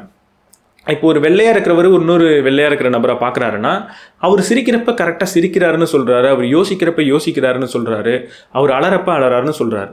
ஆனால் கருப்பாக இருக்கிற ஒரு நபருடைய ஃபோட்டோவை பார்க்குறப்ப வெள்ளையாக இருக்கிற நபர் அவர் யோசிக்கிறப்ப இவர் கொஞ்சம் சோகமாக இருக்காரோ அப்படின்னு சொல்கிறாரு, சோகமாக இருக்கிறப்ப ஏதோ சிந்திச்சுக்கிட்டு இருக்காருன்னு சொல்கிறாரு, கோபமாக இருக்கிறப்ப என்ன எக்ஸ்ப்ரெஷன்னே புரியல, இப்படி டிஃப்ரெண்ட்டாக சொல்கிறாரு. ஒரு மாற்று சமூகத்தோட எமோஷனை ஒரு நபரால் புரிஞ்சிக்க முடியலன்றது இது காட்டுது. எதனால அப்படின்னு இதை ஆராய்ச்சி பண்ணி பார்க்குறப்போ இங்கே தான் குரூப்பிங் அன்குரூப்பிங்கிற ஒரு ப்ராசஸ் இருக்குது. நம்ம ஆதி காலத்தில் வாழ்ந்தப்போ நம்ம ஏன் எமோஷன்ஸை புரிஞ்சிக்க முதல்ல கற்றுக்கிட்டோம்? நம்ம குரூப்பாக வாழ்ந்துட்டு இருந்தோம். இப்போது என் குரூப்பில் இருக்கிறவங்களோட எமோஷனை நான் புரிஞ்சுக்கிட்டா தான் அந்த குரூப்புக்குள்ளே என்னால் இருக்க முடியும். என் குரூப்பில் இருக்கிறவங்கள சந்தோஷமாக வச்சுக்கிட்டா தான் என்ன அந்த குரூப்பில் வச்சுப்பாங்க, இல்லைன்னா துரத்திடுவாங்க. அப்போது என் குரூப்பில் இருக்கிறவங்க சந்தோஷமாக இருக்காங்களா, துக்கமாக இருக்காங்களா, நான் ஒரு செயலை செய்கிறப்ப அவங்க சந்தோஷம் வருதா, அவங்களுக்குள்ள ஒரு கவலை வருதான்றதை நான் புரிஞ்சுக்கிட்டா தான் என்னால் திரும்ப அவங்கள சந்தோஷமாக வச்சுக்க முடியும். இப்போ நான் வேட்டையாட போகிறேன், அங்கேருந்து நான் ஒரு உணவை எடுத்துகிட்டு வரேன்னா அந்த உணவை நான் அவங்களுக்கு கொடுக்கணுமா வேணாமா? ஓகே, கொடுத்தா சந்தோஷமாக இருக்காங்க, அப்போ நான் கொடுக்கணும் அப்படின்றத நான் செய்வேன். அப்போ தான் அந்த குரூப்புக்குள்ளே நல்லா சஸ்டெயின் ஆக முடியும். அப்போ என் குரூப்பில் இருக்கிற நபருடைய எமோஷனை நான் புரிஞ்சுக்கணுன்ற தேவை இருக்குது. அப்போ இவங்க தான் என் குரூப்புன்னு நான் முடிவு பண்ணிட்டேன்னா அவங்களோட எமோஷன்ஸை நான் புரிஞ்சுக்கிறேன். எப்படி புரிஞ்சுக்கிறேன் அப்படின்னா, அவங்களோட எக்ஸ்ப்ரெஷனை பார்க்குறேன், அதே எக்ஸ்ப்ரெஷனை சட்டிலாக என் ஃபேஸில் நான் கொடுக்குறேன். ஒருத்தர் சிரிக்கிறாருன்னா நானும் லைட்டாக சிரித்து பார்க்குறேன். சிரித்ததுக்கப்புறம் நான் எப்படி ஃபீல் பண்ணுறேன்றதை என் பிரெயின் எனக்கு சொல்லுது. ஓகே, இது ஒரு ஹாப்பி எமோஷன் அப்படின்றது எனக்கு சொல்லுது. சொன்னதுக்கப்புறம் ஓகே, அவரும் ஹாப்பியாக இருக்காருன்னு நான் புரிஞ்சுக்கிறேன். ஆனால் இதே எமோஷனை நான் என் குரூப்புக்கு மட்டும்தான் புரிஞ்சுக்கணும், இன்னொரு குரூப்புக்கு நான் புரிஞ்சிக்க கூடாதுன்ற தேவையும் இருக்குது. ஏன்னா இன்னொரு குரூப்போட நான் சண்டை போட்டு தான் என் சாப்பாடு எடுக்கணும். ஒரு இடத்துக்கு நான் வேட்டையாட போகிறேன்னா அங்கே இன்னொரு குரூப்பும் வந்துருச்சுன்னா அப்போ நான் அந்த குரூப்போட நான் சண்டை போட்டு அந்த குரூப்பை கொன்னா தான் எனக்கு இந்த சாப்பாடு கிடைக்கும். அப்படி நான் அவங்க கூட சண்டை போடுறப்ப அங்கேயும் ஒரு சின்ன பையன் இருப்பான், அங்கேயும் சில பெண்கள் இருப்பாங்க, அவங்கெல்லாம் கொஞ்சம் கஷ்டப்படுறத பார்த்து அதே நான் உணர்ந்துட்டேன் அப்படின்னா அப்போ நான் அவங்கள்ட்ட சண்டை போட மாட்டேன். அது எனக்கு ரொம்ப ஒரு சிம்பத்தியை கொடுத்துரும். அங்கே நான் கண்டிப்பாக நான் அவங்க கூட சண்டை போட மாட்டேன். அவங்க கூட நான் சண்டை போடலன்னா அந்த உணவுன்றது எனக்கு கிடைக்காது. அப்போ நான் என் குரூப் கூட தான் எமோஷன்ஸை அண்டர்ஸ்டாண்ட் பண்ணிக்கணும். இன்னொரு குரூப் கிட்ட நான் கண்டிப்பாக அண்டர்ஸ்டாண்டே பண்ணிக்கக்கூடாது. அப்போ தான் சண்டை போட முடியுன்ற தேவை இருந்ததுனால அப்போலேருந்தே நம்ம பிரெயின் எப்படி எவால்வ் ஆனதுன்னா, இதுதான் என் குரூப்புன்னு நான் டிசைட் பண்ணிட்டா அந்த குரூப்போட எமோஷன்ஸை நான் புரிஞ்சுப்பேன். இன்னொரு குரூப்போட எமோஷன்ஸை நான் புரிஞ்சிக்கவே மாட்டேன். நான் நினச்சாலும் புரிஞ்சிக்க முடியாது அப்படின்றத இந்த எக்ஸ்பிரிமெண்ட் நமக்கு சொன்னது. இங்கே உடனே நம்ம ஓகே இதனால தான் நம்ம இந்த மதம் அந்த மதம்லாம் சொல்லக்கூடாது, நான் ஒரு ஏத்திஸ்டாக இருக்கணும் அப்படின்னு சொன்னீங்கன்னா, ஏத்திஸ்ட்டுக்கும் இந்த எக்ஸ்பெரிமெண்ட் நடந்து ஏத்திஸ்ட்டும் இன்னொரு ஏத்திஸ்டோட எமோஷனை புரிஞ்சுக்கிறாரு. ஆனால் ஒரு மதத்தை ஃபாலோ பண்ணுறவங்களோட எமோஷன்ஸை புரிஞ்சுக்கிறது இல்லை. இன்றைக்கி ஏத்திஸ்ட் அப்படின்றதும் ஏத்திசம் அப்படின்றதும் ஒரு வகையான மதம் தான். கடவுள் இருக்குன்னு சொல்லிட்டு நான் குரூப்பாக இருந்தாலும் சரி, கடவுள் இல்லைன்னு சொல்லிட்டு நான் குரூப்பாக இருந்தாலும் சரி, இன்னொரு குரூப்பை நான் மட்டம் தட்டினேன்னா அது கிட்டத்தட்ட தவறான விஷயந்தான். ஸோ ஏத்திசமும் தவறாக போய் முடியலாம் அப்படின்றது இந்த புக்லேருந்து நான் தெரிஞ்சுக்கிட்டேன். ரொம்ப ரொம்ப முக்கியமான ஒரு விஷயமா இருந்தது. இதை நான் நிறைய வீடியோஸில் சொல்லியிருக்கேன். இங்கேயும் திரும்ப சொல்கிறதுல கண்டிப்பாக இது ஒர்த்தான விஷயந்தான். அடுத்த புக் தி 4 அக்ரிமெண்ட். ரொம்ப ஒரு நல்ல புக், ரொம்ப சிம்பிளான புக். நீங்கள் ஒரு பிகினராக இருந்தீங்கன்னா கண்டிப்பாக படிக்கலாம். ஒரு 4 விஷயத்தை பற்றி சொல்லியிருப்பாங்க. நம்ம லைஃப் நல்லா இருக்கணும்னா இந்த 4 விஷயத்தை கண்டிப்பாக நல்லாயிருக்கும் அப்படின்னு சொல்லுவாங்க. அந்த 4 விஷயம் என்னன்னு பார்த்தீங்கன்னா, நீங்கள் ஒரு வார்த்தை சொன்னீங்கன்னா அதை கடைப்பிடிங்க. ஒரு வார்த்தையை சொல்லிட்டீங்கன்னா அதை கண்டிப்பாக செய்யுங்க. உங்களோட வார்த்தையில் ஒன்றும் செயலில் ஒன்றுமா இருக்காதீங்க. 2வது, எந்த ஒரு விஷயத்தையும் பர்சனலாக எடுத்துக்காதீங்க. யாரோ ஒரு நபர் உங்களை திட்டாலும் சரி, ஏதோ ஒரு நபர் உங்களை பாராட்டினாலும் சரி, எதையுமே பர்சனலாக எடுத்துக்காதீங்க. இது அவங்களோட ஒப்பீனியன் அப்படின்னு விட்டுட்டு நீங்கள் நகர்ந்து போங்க. 3வது, எந்த ஒரு அசம்ஷனும் கொண்டு வராதிங்க. யாரோ ஒரு நபரை பார்க்குறீங்க, ஓகே இவன் ரொம்ப மோசமானவன்ப்பா அப்படின்ற அசம்ஷனாக இருக்கட்டும், இல்லை இவன் ரொம்ப நல்லவன்ப்பா அப்படின்ற அசம்ஷனாக இருக்கட்டும், எந்த ஒரு அசம்ஷனும் எதை பற்றியும் வச்சுக்காதீங்க. நீங்கள் அதை பெருசாக உள்ளே எடுத்துக்காதீங்க. கடைசியாக, எந்த செயலாக வேணா இருக்கட்டும், உங்களால் எவ்வளவு சிறப்பாக அதை செய்ய முடியுமோ அதை செஞ்சுட்டு போயிட்டே இருங்க. இதை இன்னும் சிறப்பாக செஞ்சுருக்க முடியும், அவன் இதை விட சிறப்பாக செய்கிறான், அவன் இதை விட ரொம்ப நல்லா செய்கிறான் அப்படின்லாம் யோசிக்காதீங்க. யார் எப்படி வேணால் செய்யட்டும், உங்களை விட சிறப்பாக யாராலையும் செய்ய முடியாமல் போகட்டும், இல்லை உங்களை விட எல்லாருமே சிறப்பாகவும் செஞ்சுட்டு போகட்டும், அதெல்லாம் நமக்கு பிரச்சனையே கிடையாது. எந்த ஒரு விஷயத்தை செஞ்சாலும் நம்மளால் முடிஞ்ச அளவுக்கு சிறப்பாக அதை செய்கிறோமா அப்படின்றது தான் கேள்வி. அதை செஞ்சுட்டா நீங்கள் சந்தோஷமாக போகலாம். நீங்கள் ஜெயித்தாலும் சரி, தோற்று போனாலும் சரி. ஸோ உங்களோட சிறப்பான செயலை செய்யுங்க. அதே நேரத்தில் உங்களை தொடர்ந்து கொஞ்சம் கொஞ்சமாக இம்ப்ரூவ் பண்ணிகிட்டே போங்க. இது மட்டும்தான் உங்கள் கையில் இருக்குது. வேறு எதை பற்றி நீங்கள் யோசிக்க தேவையில்லை. அடுத்த புக் இந்த சின்ன book, the science of getting rich அப்படின்ற இந்த புக் ரொம்ப ரொம்ப நல்ல புக். கண்டிப்பாக நீங்கள் வாங்கி படிக்கலாம் அப்படின்ற ஒரு புக். நீங்கள் ஒரு பிகினராக இருந்தாலும் சரி, இல்லை எப்படி இருந்தாலும் நீங்கள் இந்த புக்கை வாங்கி படிக்கலாம். இந்த புக்கில் எனக்கு ரொம்ப பிடிச்ச விஷயம் என்னென்னா, 2 விஷயத்தை பற்றி பேசியிருப்பாங்க. ஒன்று நம்மளோட எண்ணங்கள், இன்னொன்று செயல். எண்ணங்கள் மூலியமாக நமக்கு என்ன வேணுமோ அது நம்மள்கிட்ட கொண்டு வரப்படுது. செயல் மூலியமாக அதை நம்ம கையில் எடுத்துக்கிறோம் அப்படின்னு சொல்லியிருப்பாங்க. ஸோ நம்ம யோசித்தா மட்டுமே, எண்ணங்கள் சரியாக இருந்தால் மட்டுமே ஒரு விஷயம் நமக்கு கிடச்சிடாது. ஆனால் எண்ணங்கள் சரியாக இருந்தால் ஒரு விஷயம் நம்ம வீட்டு வாசல் வரைக்கும் வந்துடும். அதை வீட்டுக்குள்ளே கொண்டு வரணும்னா ஒரு ஆக்ஷன், நம்ம ஒரு செயல்ன்றது ரொம்ப ரொம்ப முக்கியம். ஸோ நம்மளோட எண்ணங்கள் எப்படி இருக்கணும், செயல் எப்படி இருக்கணுன்றத ரொம்ப சிம்பிளாக, ரொம்ப லாஜிக்கலாக எக்ஸ்பிளைன் பண்ணியிருக்கிற ஒரு புக். ரொம்ப ரொம்ப சின்ன புக், ஒரே நாளில் நீங்கள் படிச்சிடலாம். ஸோ ஒரு பிகினராக இருந்தாலும் சரி, இல்லை உங்களுக்கு லா ஆஃப் அட்ராக்ஷன் பற்றிலாம் ரொம்ப பிடிக்கும் அப்படின்னாலும் சரி, கண்டிப்பாக இந்த புக்கை வாங்கி படிங்க. அடுத்த புக் ஃபில் நைட் எழுதின ஷூ டாக். நைக்கியோட ஸ்டோரி, நைக்கின்ற ஷூ கம்பெனி எப்படி உருவானதுன்றதோட ஸ்டோரி, நைக்கியோட ஃபவுண்டரோட ஆட்டோபயோகிராஃபின்னு சொல்லலாம். ஆனால் முக்கியமாக அந்த நைக்கின்ற பிஸ்னஸை சுற்றி தான் இந்த கதையே இருக்கும். ஸோ ஃபுல்லாகவே ஒரு ஸ்டோரி, ஒரு எக்ஸ்ட்ராடினரி ஸ்டோரி டெல்லிங் அபிலிட்டி இந்த ஆத்தருக்கு இருக்குன்றது இந்த புக்கை படிக்கிறப்ப நீங்கள் தெரிஞ்சுப்பீங்க. ஷூவை விட இவருக்கு ஸ்டோரி நல்லா தெரியுமோ அப்படின்னு அளவுக்கு தெரிஞ்சுப்பீங்க. இந்த புக்கை படித்து முடித்த உடனே எனக்கு வந்த ஒரு ஆசை என்னென்னா, நைக்கின்ற ஷூவை கண்டிப்பாக ஓன் பண்ணணுன்னு. ஸோ அதுக்கப்புறம் நைக்கி அப்படின்ற ஷூவை வாங்கினேன். அந்த ஷூவை யூஸ் பண்ணதுக்கப்புறம் இந்த புக் எனக்கு இன்னும் அதிகமாக பிடிச்சிது. ஏன்னா அந்த ஷூக்குள்ளே எவ்வளவு இன்ஜினியரிங், எவ்வளவு ரிசர்ச் போயிருக்குன்றது ஒரு ஷூவை நம்ம போட்டதுக்கப்புறமே தெரிஞ்சுது. ஸோ ஒரு பெஸ்ட் ஸ்டோரின்னு சொல்லலாம். அண்ட் ஜஸ்ட் ஒரு பிஸ்னஸ் ஸ்டோரின்றதுனால வெறும் பிஸ்னஸ் மட்டுமே நம்ம கற்றுப்போன்றது கிடையாது. ஒரு பிஸ்னஸில் டீம் ஒர்க் எவ்வளோ முக்கியன்றதை பற்றி சொல்லியிருப்பாங்க. ஒரு பிஸ்னஸ் உண்மையாக எப்படி வளரும், ஒரு நம்ம சினிமாவில் கட்டுற மாதிரி வளராது, ரொம்ப ரியலிஸ்டிக்காக எப்படி வளரும், அதுக்கு பின்னாடி எவ்வளவு கஷ்டம் இருக்குது, எவ்வளவு கஷ்டப்படணும், எவ்வளோ விஷயத்தை பொறுத்துக்கிட்டு இருக்கணுன்றதெல்லாம் நீங்கள் தெரிஞ்சுப்பீங்க. அதை விட ரொம்ப ரொம்ப முக்கியமாக இந்த புக்கை படிக்கிறப்ப ஃபுல்லாக நீங்கள் சிரிச்சுக்கிட்டே இருப்பீங்க. ரொம்ப ஹியூமரஸாக இருக்கும். ஹியூமர் எங்கே இருக்கோ அங்கே ஃபிலாசபின்றது கண்டிப்பாக இருக்கும். ஹியூமர் தான் ஃபிலாசபியோட ஒரு உயரிய நிலை அப்படின்னு நான் நினைக்கிறேன். ஸோ ஹியூமர் எங்கே இருக்கோ அங்கே ஃபிலாசபி சூப்பராக இருக்கும். ஸோ இந்த புக்கில் நிறைய ஹியூமர் இருக்குது, அதனால் ஃபிலாசபியும் அங்கே இருக்குது. கண்டிப்பாக இந்த புக்கை வாங்கி படிங்க. இந்த புக்கை பற்றி நான் வீடியோ போடணும், சம்மரி போடணும்னு இந்த புக்கை படிக்கிறப்ப நினச்சேன். அதுக்கப்புறம் கொஞ்சம் டைம் இல்லாதனால இந்த வீடியோ நான் போடல. அதுக்கப்புறம் அந்த கதைன்றது எனக்கு மறந்துடுச்சு. ஸோ கதை புக்கில்னா நம்ம நிறைய ஹைலைட் பண்ண முடியாது. யூஸ்வலாக நான் ஹைலைட் பண்ணி ரீரீட் பண்ணிக்கிட்டே இருப்பேன், திரும்ப படிச்சுட்டே இருப்பேன் சம்மரி போட்டு முடிக்கிற வரைக்கும். ஆனால் இதில் நான் ஹைலைட்டே பண்ணலன்றதுனால என்னால் இந்த சம்மரி போட முடியல.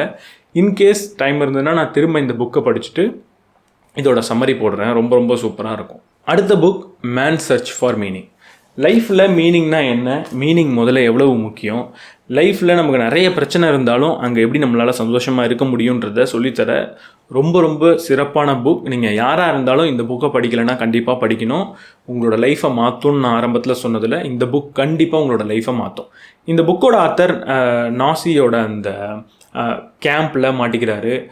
அந்த கான்சன்ட்ரேஷன் கேம்ப்னு சொல்லுவாங்க. அங்கே நிறைய சித்திரவதைகளை அனுபவித்தார். அந்த சித்திரவதையை அனுபவித்தாலும் அந்த கேம்ப் அவர் சர்வை பண்ணி வெளியே வந்தார்.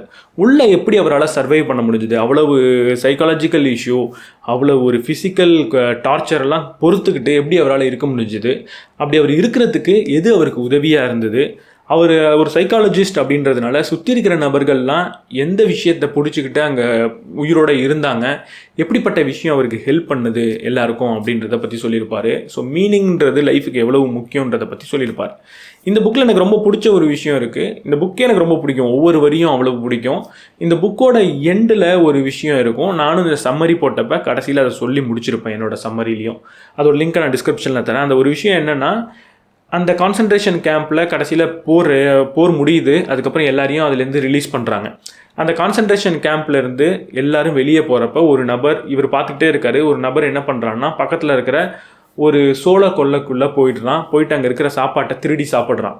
அப்போ அந்த சோள கொள்ளையோட ஓனர் வராரு. ஓனர் வந்துட்டு, நீ எப்படி என்னோட சாப்பாடை திருடலாம் அப்படின்னு கேட்குறாரு. நீ ஏன் திருடின அப்படின்னு கேட்குறாரு. கேட்ட உடனே இவன் என்ன பண்ணுறான் அப்படின்னா அந்த ஓனரை போட்டு அடிக்க ஆரம்பிச்சிட்டானான்.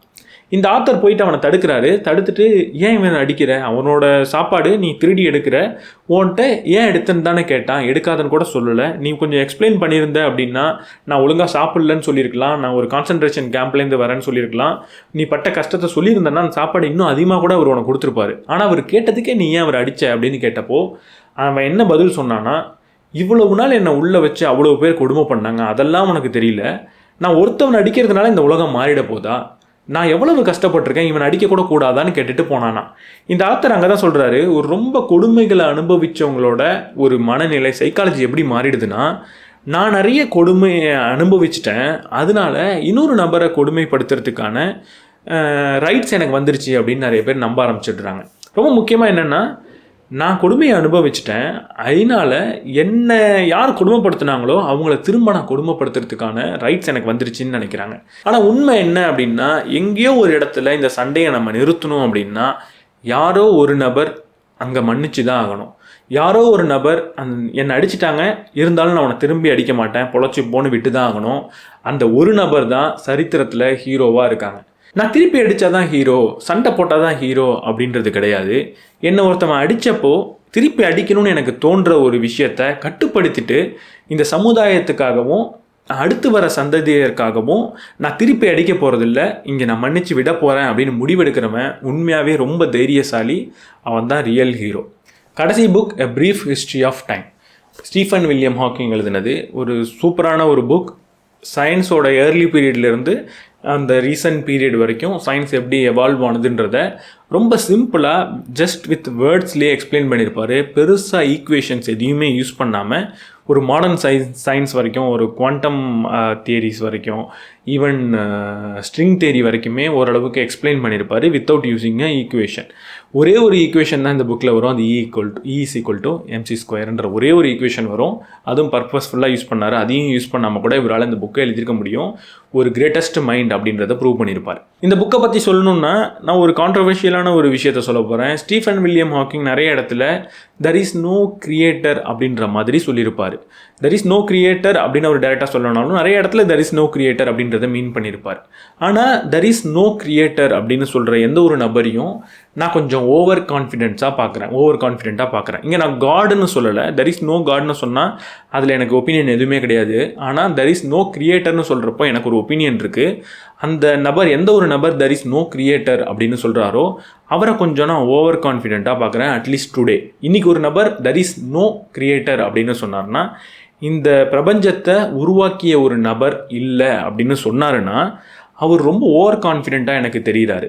நான் அதுக்காக இந்த யூனிவர்ஸை உருவாக்கின கிரியேட்டர்னு ஒருத்தவங்க இருக்காங்கன்னு நான் சொல்ல, ஆனால் இல்லைன்னு சொல்கிறவங்க ஓவர் கான்ஃபிடென்ட்னு சொல்கிறேன். இருக்காங்க அப்படின்னு சொன்னாலுமே ஓவர் கான்ஃபிடென்ட் தான். இருக்காங்கன்னு சொல்கிறவங்கள நம்ம ஈஸியாக சொல்லிவிடுவோம், ரொம்ப ஓவர் கான்ஃபிடென்ட்டாக இருக்கு, உன்னால் ப்ரூவ் பண்ண முடியுமான்னு. ஆனால் இல்லைன்னு சொல்கிறவங்களும் ஈக்குவலி ஓவர் கான்ஃபிடென்ட்ன்றது தான் லாஜிக்கல் ஸ்டேட்மெண்ட். ஏன்னா நம்மளால் இன்றைக்கி சயின்ஸ் சொல்கிற ஒரு விஷயத்தை கூட அடி ஆழமாக போய் ஏன் இது நடக்குதுன்னு எக்ஸ்பிளைன் பண்ணவே முடியாது. இந்த ரொம்ப ரொம்ப சாதாரண ஒரு சயின்ஸ் கான்செப்டை நம்ம எடுத்துக்கிட்டாலுமே அதை முழுமையாக இன்றைக்கி எவ்வளவு பெரிய சயின்டிஸ்ட் இருந்தாலும் எக்ஸ்பிளைன் பண்ண முடியாது. இது ஒரு பெரிய ஸ்டேட்மெண்ட் தான், இருந்தாலும் நான் சொல்கிறேன், எந்த ஒரு சயின்டிஸ்டாலையும் இன்னி வரைக்கும் வாழ்ந்த சயின்டிஸ்ட் இல்லை இப்போ வாழ்ந்துக்கிட்டு இருக்கிற சயின்டிஸ்டால் இந்த யூனிவர்ஸ்குள்ளே நடக்கிற ஒரு ஃபினாமினனை ஏன் நடக்குது, ஒய் அப்படின்றத சொல்லவே முடியாது. ஏன் கிராவிட்டி இருக்குது அப்படின்னு கேட்டால், கிராவிட்டினா முதல்ல என்னன்னு தெரியாது, அப்புறம் கிராவிட்டினா என்னன்னு தெரிஞ்சுது. கிராவிட்டி வந்து ஒரு ரெண்டு பாடி இருக்குன்னா அதோட மாஸுக்கு ப்ரொபோர்ஷனேட், அதோட ப்ராடக்ட் ஆஃப் மாஸுக்கு ப்ரொபோர்ஷனேட், அதுக்கு டிஸ்டன்ஸோட ஸ்கொயருக்கு டிஸ்ப்ரொபோர்ஷனேட், இன்வெர்ஸ்லி ப்ரொபோர்ஷனேட்னு நிறைய ஈக்குவேஷன்ஸ் வந்தது, நியூட்டன் சொன்னார். அப்புறம் நம்ம டைம் அண்ட் ஸ்பேஸோட வந்து ஒரு ரேப் பண்ணுது, அதில் ஒரு பெண்டை உருவாக்குது, அதனால கிராவிட்டின்றது வருது, அது ஒரு ஃபோர்ஸ் கிடையாது அப்படின்றது நிறைய நம்ம பார்த்துட்டோம். ஆனால் இது உங்களுக்கு புரியலனா பரவாயில்ல. ஆனால் இது ஏன் நடக்குது, ஏன் முதல்ல அது டைம் ஸ்பேஸை பெண்ட் பண்ணணும், ஏன் டைமும் ஸ்பேஸும் இருக்குது, அதை ஏன் ஒரு வெயிட் மாஸ்ன்றது பெண்ட் பண்ணணும், இப்படி நம்ம ஏன்னு கேட்டுக்கிட்டே போனோம்னா கடைசியாக ஒரு ஏன்றது தொங்கலில் தான் இருக்கும். அதுக்கான பதில் நம்மளால் சொல்ல முடியாது. இந்த யூனிவர்ஸ் அப்படி தான்ப்பான்றது தான் நம்மளால் சொல்ல முடியும். அது மட்டும் இல்லாமல் இந்த சயின்ஸுன்றதும் ஒவ்வொரு தடவை தன்னை திருத்திக்கிட்டே தான் வருது. அது ரொம்ப ரொம்ப ஒரு சூப்பரான ஒரு குவாலிட்டி தான். நான் ஒரு விஷயம் சொல்கிறேன், நாளைக்கே அது தப்புன்னு ப்ரூவ் பண்ணுறப்போ நான் அதை எடுத்துக்கிறேன், என்னை நான் மாற்றிக்கிறேன்றது தான் சயின்ஸோட ஒரு முக்கியமான ஒரு நல்ல குவாலிட்டி. இதை ஒரு ரிலிஜியன் பண்ணுச்சான்னு கேட்டால் கண்டிப்பாக பண்ணல தான். ஆனால் சயின்ஸ் இதை கண்டிப்பாக பண்ணுது. இதை ஆரம்பத்திலேருந்து இன்னி வரைக்குமே சயின்ஸ் பண்ணிக்கிட்டு இருக்குது. ஆரம்பத்தில் ஒரு ஆமையோட ஓட்டில் தான் நம்ம எல்லாருமே இருக்கோம், அதுதான் உலகம்னு சொன்னது. இந்த உலகம்ன்றது ஒரு ஃப்ளாட்டுன்னு சொன்னது. அதுக்கப்புறம் இந்த உலகம் வந்து உலகத்தை சுற்றி சூரியனும் சந்திரனும் வருதுன்னு சொன்னது. அதுக்கப்புறம் சூரியனை சுற்றி தான் நம்ம வரோம். இது எல்லாத்தையுமே புரிஞ்சுக்கிட்ட ஒரு விஷயம் சயின்ஸ். இது சில தவிர்த்த ஒரு விஷயம் ரிலிஜியன். அதனால ரிலிஜியனுக்கும் சயின்ஸும் ஒரு ஆப்போசிட் மாதிரி வந்தது. அதனால ரிலிஜியனை ஃபாலோ பண்ணுறவங்க, சயின்ஸை ஃபாலோ பண்ணுறவங்க அப்படின்னு ரெண்டு குரூப்பாக பிரிஞ்சாங்க. இவங்க சொல்கிறதுக்கும் அவங்க சொல்கிறதுக்கும் நிறைய முரண்பாடுகள் வந்தது. யார் சரின்ற சண்டை வந்தது. ரிலிஜியன் ஒரு கிரியேட்டர்னு ஒருத்தவர் இருக்கார் அப்படின்னு சொன்னது. ஆனால் அந்த கிரியேட்டர் யார், அவர் எப்படி இருப்பார், அவர் என்ன ட்ரெஸ் போட்டார், அவர் எங்கே இருக்கார், அவர் என்னெல்லாம் செய்வாருன்றதையும் ரிலிஜியன் சொன்னப்போ அதை சயின்ஸாலையும் ஏற்றுக்க முடியல. ஒரு கொஞ்சம் லாஜிக்கலாக யோசிச்சா நம்மளாலையும் ஏற்றுக்க முடியாது. ஆனால் கிரியேட்டரே இல்லை அப்படின்னு சயின்ஸ் சொன்னால் அது கொஞ்சம் ஓவர் கான்ஃபிடென்ஸ் தான். ஏன்னா முதல்ல கிரியேட்டர்னா யாருன்றதை நம்ம புரிஞ்சுக்கணும். கிரியேட்டர்னா இந்த யூனிவர்ஸ், இந்த உலகத்துக்குள்ள ஒரு தப்பு நடக்கிறப்ப வந்து நம்ம கண்ணை குத்துற ஒரு கிரியேட்டர் கிடையாது. அது ரிலிஜியஸ் கான்செப்ட். நான் ரிலிஜியனை பற்றி இங்கே பேச போகிறதில்ல, ஒதுக்கி வச்சிடலாம். இங்கே நான் சயின்ஸை பற்றி தான் ஃபஸ்ட் பேச போகிறேன். கிரியேட்டர்னா யார் அப்படின்னு பார்த்தா இந்த யூனிவர்ஸை உருவாக்குன ஒரு நபர் தான் கிரியேட்டர். எப்போ அவரை நம்ம கிரியேட்டர் அப்படின்னு சொல்லுவோம்னா இந்த யூனிவர்ஸை உருவாக்குன ஒரு நபருக்கு கான்ஷியஸ்னஸ் அப்படின்னு ஒன்று இருந்தால் அவர் கிரியேட்டர். அவர் தன்னை ஒரு நபர்னு உணர்ந்தாருன்னா அவர் கிரியேட்டர். இப்போ இந்த யூனிவர்ஸை யார் உருவாக்குனா, யாரோ ஒரு நபர் உருவாக்கி தான் இருக்கணும். சயின்ஸ் என்ன சொல்லணும்னா எந்த ஒரு நபரும் உருவாக்கலை, இந்த யூனிவர்ஸ் தானாக உருவானது அப்படின்னு சொல்லுவோம். தானானா இந்த யூனிவர்ஸே தன்னைத்தானே உருவாக்கிக்கிட்டு அப்படின்ற ஒரு மீன் பண்ணலாம். இல்லை இயற்கை உருவாக்குனதுன்னு ஒரு சின்ன மீனிங்கை நம்ம கொடுக்கலாம். இப்போ இயற்கை தான் இந்த யூனிவர்ஸ் உருவாகிறதுக்கு காரணம் அப்படின்னா, இப்போது கிரியேட்டர் இல்லைன்னு நான் எப்போ சொல்லலான்னா இந்த இயற்கைக்கு ஒரு கான்ஷியஸ்னஸ் இல்லைன்னு நான் சொன்னால் தான் கிரியேட்டர் இல்லை அப்படின்னு நான் சொல்ல முடியும். ஆனால் இங்கே நல்லா யோசித்து பார்த்தா நமக்கு கான்ஷியஸ்னஸ் இருக்கா? கண்டிப்பாக இருக்குதுன்னு நமக்கு தெரியும். ஆனால் நம்ம யாருன்னு யோசித்து பார்த்தா நம்ம ஜஸ்ட் சில அணுக்களோட கூட்டமைப்பு தான். கார்பனும் ஹைட்ரஜனும் சேர்ந்த ஒரு ஆர்கானிக் பயாலஜிக்கல் காம்பவுண்ட் தான் நம்ம. இப்படி கார்பனும் ஹைட்ரஜனும் ஒன்றோட ஒன்று சேர்ந்து ஜஸ்ட் ஒரு ஸ்ட்ரக்சரை உருவாக்கி அதுக்கு அது கான்ஷியஸ்னஸ் இருக்குன்னு நினச்சி அது யோசிக்கிற விஷயத்த அந்த அணுக்கள் ஒன்றா சேர்ந்து செய்யுது. அப்படின்னா இப்போ ஒரு கேமராவை உருவாக்கி அதுக்கு முன்னாடி உட்காந்து பேசுது ஜஸ்ட் ஒரு சில ஆட்டம்ஸ் அப்படின்னா, இந்த யூனிவர்ஸ் அப்படின்றதும் ஒரு பெரிய ஆட்டம்ஸோட குழு தான். அந்த ஆட்டம்ஸோட குழுக்கு ஒரு கான்ஷியஸ்னஸ் இல்லைன்றதை நம்மளால் சொல்ல முடியாது. இது ஒரு ஹைபாத்திசிஸ். அதுக்கு கான்ஷியஸ்னஸ் இருக்கலாம், இல்லாமல் போகலாம். இருக்கா இல்லையான்னு நம்மளால் சொல்ல முடியாது. இருக்கா இல்லையான்னு சொல்ல முடியாதப்போ எனக்கு தெரியலன்னு சொல்கிறது தான் புத்திசாலித்தனம். இருக்கலாம் இல்லை இல்லாமலையும் போகலாம் அப்படின்னு அந்த ப்ராபபிலிட்டியை வைக்கிறது தான் புத்திசாலித்தனமே தவிர 0 ப்ராபபிலிட்டியோ 100% ப்ராபபிலிட்டியோ கொண்டு போகிறது ஓவர் கான்ஃபிடென்ஸ். ஸோ கடவுள்ன்ற வார்த்தை கிடையாது, கிரியேட்டர் அப்படின்ற ஒருத்தவர் இந்த பிரபஞ்சத்தை உருவாக்கின ஒரு கான்ஷியஸ்னஸ்ன்னு இல்லைன்னு சொல்கிறது ஓவர் கான்ஃபிடென்ஸ், இருக்குன்னு சொல்கிறதும் ஓவர் கான்ஃபிடென்ஸ். இதுக்கு ஒரு ப்ராபபிலிட்டியை செட் பண்ணுறது மட்டும்தான் ஒரு லாஜிக்கலான விஷயமா இருக்கும். நம்ம நிறைய ஹைபாத்திசிஸ் படிக்கிறோம். ஒரு உதாரணத்துக்கு நான் சிமுலேஷன் ஹைபாத்திசிஸ் பற்றி நிறைய வீடியோஸில் பேசியிருக்கேன். ஸோ அதெல்லாம் படிக்கும்போது அதுக்கெலாம் ப்ராபபிலிட்டி இருக்குன்றப்போ அது இல்லைன்னு சொல்கிறது தான் ஓவர் கான்ஃபிடென்ஸ். லாஜிக்கலாக எனக்கு அதெல்லாம் இருக்கிறதுக்கு வாய்ப்பே இல்லை அப்படின்னு தோணினாலும் ப்ராபபிலிட்டி இருக்கிறப்போ அது இல்லைன்னு நம்ம சொல்லக்கூடாது. அது ஓவர் கான்ஃபிடென்ஸ். இங்கே என்ன, நீங்கள் இவ்வளோ பெரிய சயின்டிஸ்ட்டை ஓவர் கான்ஃபிடென்ட் அப்படின்னு சொல்லிட்டீங்க அப்படின்னா, இந்த ஓவர் கான்ஃபிடென்ஸ் சொன்னது நான் கிடையாது. அதுவும் இன்னொரு ஒரு சயின்டிஸ்ட்னு நம்ம சொல்லலாம், இல்லை பிஹேவியரல் எக்கனாமிஸ்ட் அப்படின்னு சொல்லலாம். திங்கிங் ஃபாஸ்ட் அண்ட் ஸ்லோ அப்படின்ற ஒரு புக் இருக்குது. அந்த புக் எழுதுன டேனியல் கேன்மன் நோபல் ப்ரைஸ் வாங்கினார். அவர் தான் சொல்லியிருக்காரு, சயின்ஸ் ஃபீல்டில் இருக்கிற சயின்டிஸ்ட்ஸ்க்கு ரொம்ப அதிகமான ஓவர் கான்ஃபிடென்ஸ் இருக்கிறத அவர் பார்க்குறாராம். எக்ஸாம்பிளுக்கு மைக்கேல் ஃபேரடேவை வச்சு நிறைய சொல்லியிருந்தார். ஏன்னா சயின்டிஸ்ட் என்ன நினைக்கிறாங்கன்னா, ஒரு புது விஷயத்தை அவங்க கண்டுபிடிச்சதுக்கப்புறம் அதை ரொம்ப ஆழமாக நம்ப ஆரம்பிச்சிடுறாங்க. ஒன்ஸ் நம்ப ஆரம்பிச்சிட்டாங்கன்னா அதுக்கு அகைன்ஸ்டாக அவங்க நிறைய விஷயங்களை பார்த்தாலுமே எக்ஸ்பெரிமெண்டலாக அவங்க எது சரின்னு நம்புகிறாங்களோ அதை அவங்க திரும்ப திரும்ப ப்ரூவ் பண்ண நினைக்கிறாங்க. ஒரு பயாஸ்டாக இருக்காங்கன்னு அவர் சொல்லியிருந்தார். ஸோ இந்த ஸ்டேட்மெண்ட்டும் அந்த ஓவர் கான்ஃபிடென்ட்குள்ளே வரும் அப்படின்னு நான் நினைக்கிறேன். ஒரு கான்ட்ரவர்ஷியலான விஷயமா இருக்கலாம், மேபி நான் ஒழுங்காக எக்ஸ்பிளைன் பண்ணணும்னு தெரியல. ஆனால் இது லாஜிக்கலான விஷயம். ஒரு வேளை எக்ஸ்பிளைன் பண்ணல அப்படின்னா அடுத்து ஒரு வீடியோவில் ஸ்பெசிஃபிக்காக இதை பற்றி நான் டீட்டெயில்டாக பேசலாம் அப்படின்னு நினைக்கிறேன். இந்த வீடியோ பற்றி நீங்கள் என்ன நினைக்கிறீங்கன்றத கமெண்ட் செக்ஷனில் சொல்லுங்கள். இந்த வீடியோ உங்களுக்கு பிடிச்சிருந்ததுன்னா லைக் பண்ணிவிட்டு உங்கள் நண்பர்களோட ஷேர் பண்ணுங்கள். நம்ம சேனலுக்கு நீங்கள் புதுசாக இருந்தீங்கன்னா சப்ஸ்கிரைப் பண்ணிவிட்டு பெல் பட்டனை ப்ரெஸ் பண்ணிவிடுங்க.